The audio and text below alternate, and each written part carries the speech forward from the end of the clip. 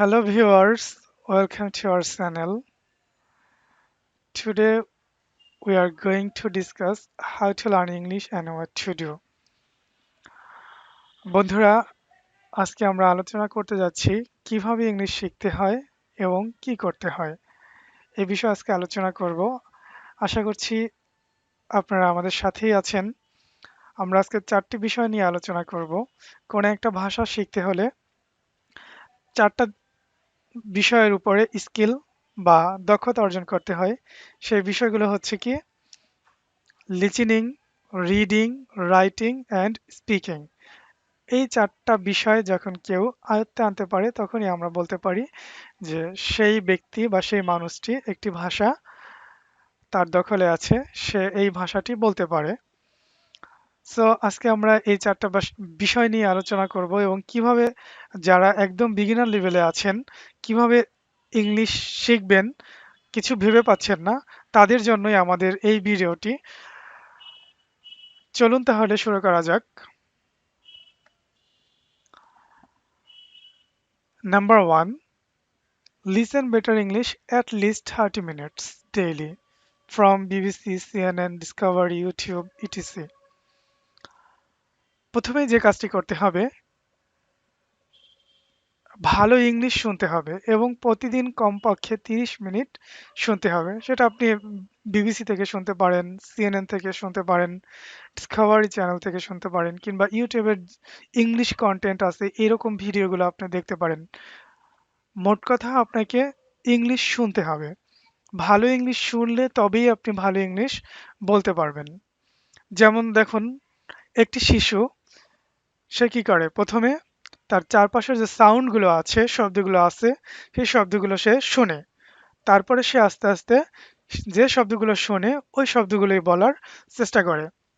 ঠিক একইভাবে কোনো একটি ভাষা যখন আমরা শিখব, অবশ্যই ওই ভাষাকে প্রথমে শুনতে হবে, তারপরেই আমরা বলতে পারবো। সো প্রথম শর্ত হচ্ছে লিসেনিং। প্রথমেই আমাদেরকে শুনতে হবে। Next, second, think English is your first language and try to speak all the day long as your first language. Act as you know only one language and that's English. আপনি মনে করেন পৃথিবীতে আপনি একটি মাত্র ভাষা জানেন এবং সেই ভাষাটি হচ্ছে ইংলিশ। এখন আপনি মাতৃভাষার মতো করে বলতে থাকুন। কোনো ভাষায় যদি দক্ষতা অর্জন করতে হয় তাহলে অবশ্যই এই ভাষাটাকে বলতে হবে। ভুল হোক, শুদ্ধ হোক, এটা ব্যাপার না। আপনি বলা শুরু করে দেন। বলতে বলতেই একটা সময় দেখবেন যে আপনি খুব ভালোভাবেই বলতে পারতেছেন। Next, number 3, read at least one page daily from newspaper, magazine and text etc. Practice at least 30 new vocabularies daily. আপনি কমপক্ষে 1 পেজ প্রতিদিন পড়বেন।